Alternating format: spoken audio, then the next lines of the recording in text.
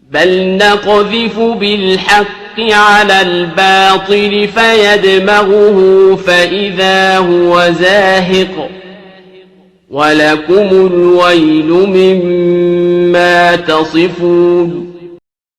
One of Christianity's fundamental claims is that Jesus is the Messiah, the anticipated liberator and king of Israel. The claim goes back to the early days of the Jesus movement. See, for example, John 4:25-26, which portrays a conversation between Jesus and a Samaritan woman. The woman says, "I know that Messiah is coming," and Jesus responds, "I who speak to you am he." Now, Christian apologists attempt to demonstrate that Jesus is the Messiah by claiming that he fulfilled messianic prophecies that appear in the Hebrew Scriptures. Although Christian apologists can't seem to agree to the precise number of such prophecies, they generally agree that there are many of them. Moreover, apologists believe that Christianity's legitimacy rides on Jesus having fulfilled these prophecies. In his book, The Case for the Real Jesus, apologist Lee Strobel writes, "When a Samaritan woman said to him, 'I know the Messiah is coming,' Jesus replied, 'I who speak to you am he.' Having made these unambiguous claims, if he then fails to match the prophetic portrait, Jesus would be an impostor, worthy of rejection and disdain, a false prophet who should be rejected by Jews and Gentiles alike." The fatal flaw here is that the so-called messianic prophetic portrait is largely a Christian fiction that, among other things, regularly relies on fabricated prophecies as well as tendentious misquotations and misapplications of passages from the Hebrew Scriptures. These antics betray the fact that Jesus was not the Messiah. Okay, first, fabricated prophecies. 3 examples. A, Matthew 2:23, which claims that young Jesus and his family came to reside in Nazareth so, quote, "that which was spoken through the prophets might be fulfilled. He shall be called a Nazarene." The words, "he shall be called a Nazarene," do not appear in the Hebrew Scriptures. In fact, neither the city of Nazareth nor anyone from Nazareth is ever mentioned anywhere in the Old Testament. It's just not there. B, Matthew 27:9-10. Judas regretted his participation in getting Jesus arrested. Earlier, we're told that the chief priests had paid Judas 30 pieces of silver to do the deed. Now in chapter 27, he is depicted trying to return the silver. He eventually throws it into the temple and goes off to kill himself.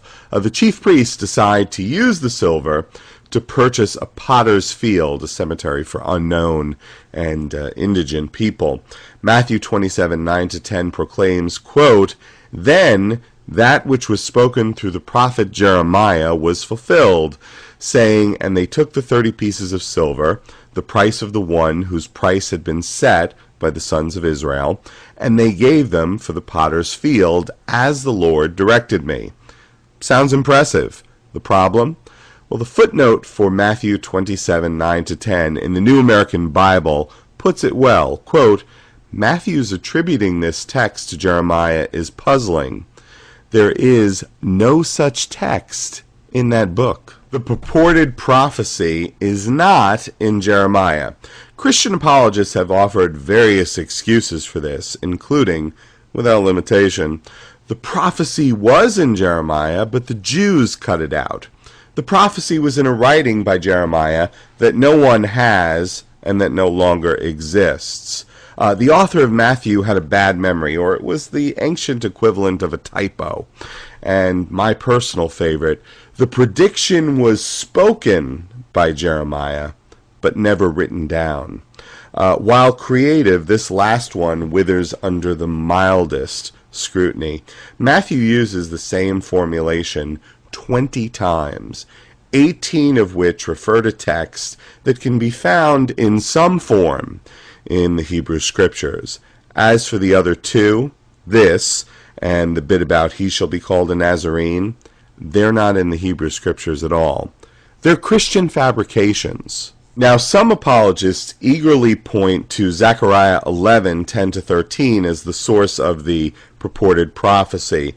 Two problems. First, Zechariah is not Jeremiah. Second, the passage in Zechariah doesn't say what the author of Matthew says. C. John 2:17. In the 4 verses immediately preceding this, we're presented with one of the 3 different times the Gospels portray Jesus clearing the Jewish temple. According to the author of John, upon seeing Jesus do this, quote, his disciples remembered that it is written, zeal for your house will consume me. Christian apologists regularly include this among the purportedly fulfilled messianic prophecies. Here's the problem. While the text appears in Psalm 69:9, zeal for your house consumes me, it's not a messianic prophecy. Moreover, even if it were a messianic prophecy, it presents a major problem for traditional Christology, which holds that Jesus was sinless. The person praying in Psalm 69 is a sinner. Verse 5, O Elohim, you know my foolishness, and my sins are not hidden from you. Unless Christian apologists want to say that Jesus was a foolish sinner, they can't claim Psalm 69 as a prophetic reference to him. Second, misquoted and misapplied passages from the Hebrew Scriptures. 3 examples. A. Matthew 2:14-15. Mary and Joseph take the baby Jesus and flee from Herod into Egypt, where they remain until after Herod's death. So the author of Matthew claims, quote, what was spoken by the Lord through the prophet might be fulfilled, saying, out of Egypt did I call my son. It seems impressive until one checks the source, Hosea 11:1, which has God saying, quote, when Israel was a youth, I loved him, and out of Egypt I called my son. The author of Matthew ripped half of Hosea 11:1 from its context, a lament about Israel, and misapplied it as if it were a messianic prophecy. B. Matthew 1:22-23. An angel tells Joseph that his wife, a virgin, was made pregnant by God, and that the son she will have is to be named Jesus. The author of Matthew says, quote, now all this took place that what was spoken by the Lord through the prophet might be fulfilled, saying, behold, the virgin shall be with child, and shall bear a son, and they shall call his name Emmanuel, which translated means God with us. The prophet invoked here is Isaiah, specifically Isaiah 7:14, which says, quote, therefore the Lord himself will give you a sign. Behold, the young woman will be with child and bear a son, and she will call his name Emmanuel. Let's put the passages side by side. Notice the difference with respect to the child's name. Isaiah clearly says the child's mother will name him, and Emmanuel will be his name. By contrast, Matthew has an unidentified they, calling the child Emmanuel. Of course, the author of Matthew had to modify the passage because, as we saw, he had an angel directing Joseph to name Mary's child Jesus, a direction Joseph obeyed. So Matthew changes it from Isaiah's third person feminine singular, she will call, to the third person plural, they shall call. Now, some Christians might say that Matthew must have been looking at the Septuagint, and he got the they from there. But the Septuagint's version of Isaiah 7:14 is the same as the original Hebrew. She will call his name Emmanuel.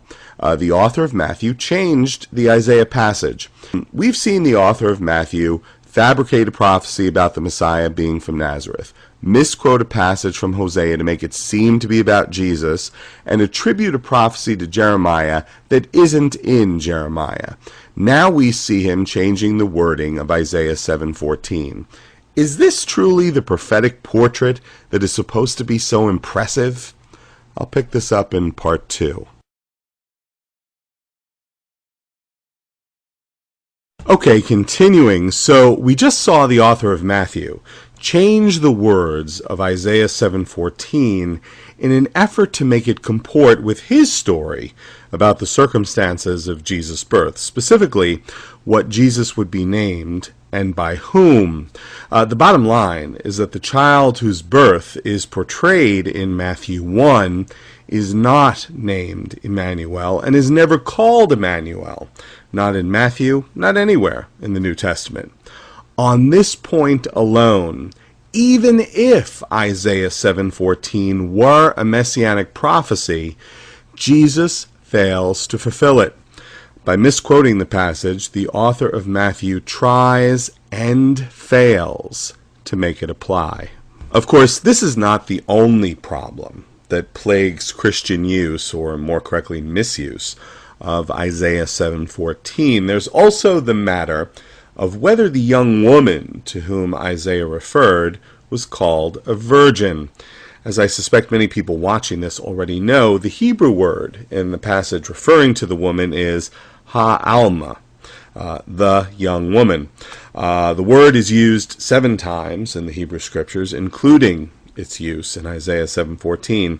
I find it very interesting that of those 7 appearances, the overwhelming majority of 10 English language translations I checked always translate the word into English as virgin only once in Isaiah 7:14. Every other time it's translated girl, maid, young woman, maiden, or something like that. Even in the case of Isaiah 7:14, 3 of the 10 English language translations drop a footnote offering young woman as an alternate translation. The New Century Version's footnote is the clearest of the 3, saying, quote, "The Hebrew word means young woman." Most surprising to me was that the New World Translation renders Alma as maiden in Isaiah 7:14, a tip of the hat to the Jehovah's Witnesses, not something I say very often. Clearly, the meaning of Alma is a matter of significant dispute only when the Christian doctrine of the virginal conception of Jesus is at issue. Now, some Christians will point to the fact that the Septuagint translation of Isaiah 7:14 uses the Greek word parthenos, which almost always means virgin. And while that's true, it's worth noting that the Septuagint translation of, for example, Genesis 34:2-3, a passage that talks about a woman who's definitely not a virgin, uses parthenos. So it doesn't always refer to a virgin. The last nail in the coffin of the Matthean appropriation of Isaiah 7:14 is that the passage is not a messianic prophecy. This becomes crystal clear when one reads the passage in context. It's part of a story about Yahweh sending the prophet Isaiah to Ahaz, king of Judah, to talk about the threat to Ahaz and his kingdom posed by the alliance of the northern kingdom of Israel and Syria in the 8th century BCE. The story says nothing about the Messiah. It doesn't even hint at anything messianic. Simply put, the author of Matthew misquoted and misapplied the passage. Okay, C, Isaiah 53. Perhaps the granddaddy of misquoted and misapplied passages. From the earliest days of the Jesus movement, Christians have seen Jesus in the words of Isaiah 53. See, for example, Acts 8:26-39, which tells a story about a eunuch courtier of the Queen of Ethiopia being converted to Christianity by the Apostle Philip, who explained Isaiah 53 to him.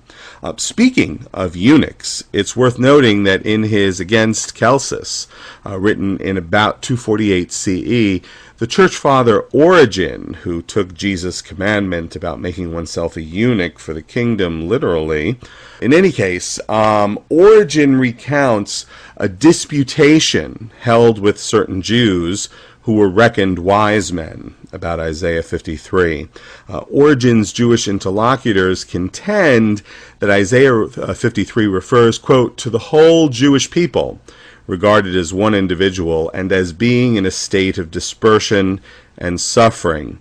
Origen basically dismisses them as obviously wrong, opining that the suffering servant of Isaiah 53 is none other than Jesus himself. Now here's the thing.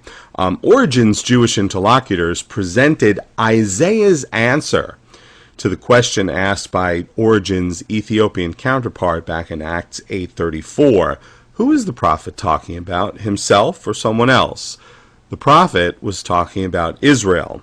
How can one know? Well, Isaiah 53, along with the last 3 verses of Isaiah 52, comprises the fourth of 4 servant songs that start in the 41st chapter of Isaiah. The servant is repeatedly, consistently, indeed exclusively identified as Israel. 41:8, Israel my servant, Jacob whom I have chosen. 44:1, O Jacob my servant, and Israel whom I have chosen.